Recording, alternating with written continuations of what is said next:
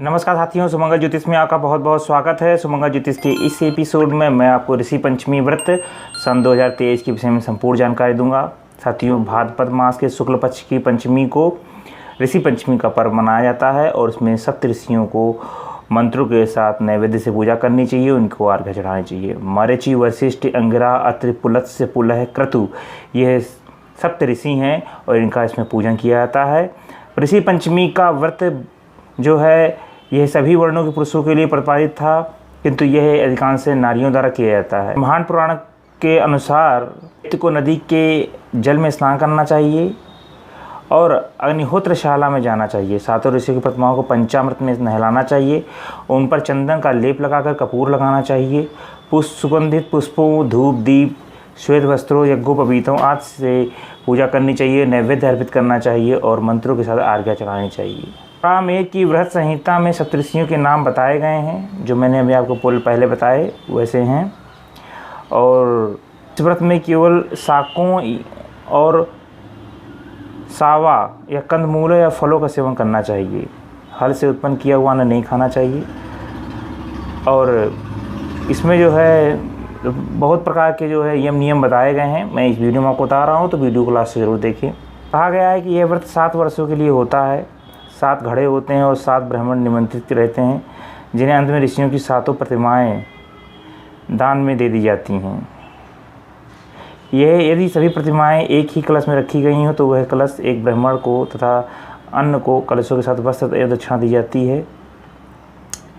यदि पंचमी तिथि चतुर्थी एवं षष्ठी संयुक्त हो तो ऋषि पंचमी व्रत चतुर्थी से संयुक्त पंचमी को किया जाता है, न कि षष्ठी युक्त पंचमी को करना चाहिए। किंतु इस विषय में मतभेद भी है।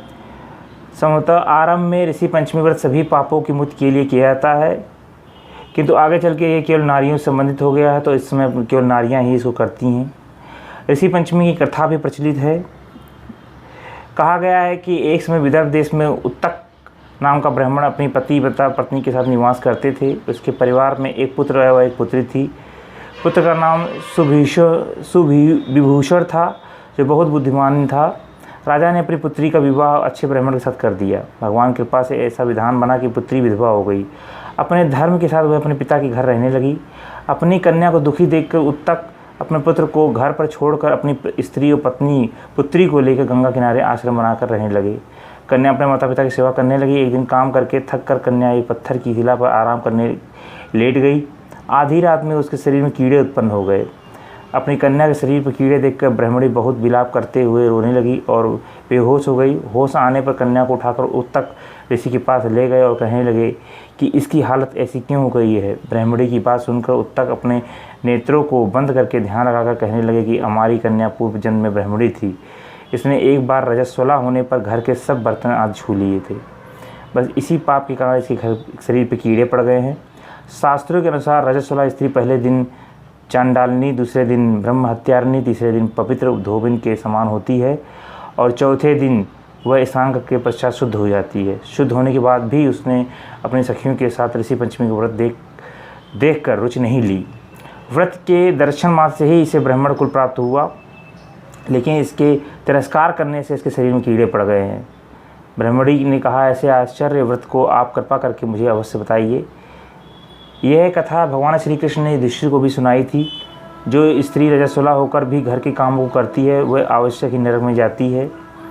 पूर्व जन्म में वृजासुर का वध करने के कारण इंद्र को ब्रह्म हत्या का महान पाप लगा था। उस समय ब्रह्मा जी ने उसे कृपा करके उस पाप को 4 भागों में बांट दिया था।